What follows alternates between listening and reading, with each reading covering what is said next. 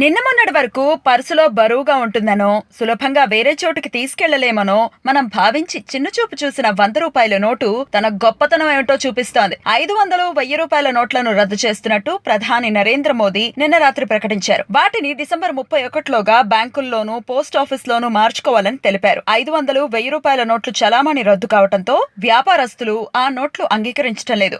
రూ. 100 నోటు ఉంటేనే షాపుకి రండి, లేకపోతే లేదు అని తెగేసి చెప్పడంతో సామాన్యుడు దిక్కుతోచని స్థితిలో పడిపోయాడు. దీంతో పాల ప్యాకెట్ నుంచి పెట్రోల్ వరకు ఎలా కొనుక్కోవాలో తెలియక తల్లడిల్లిపోతున్నారు జనం. ఇప్పుడు జేబులో 500 ఉన్న వ్యక్తి కన్నా 100 నోటు జేబులో ఉన్నోడే హీరో.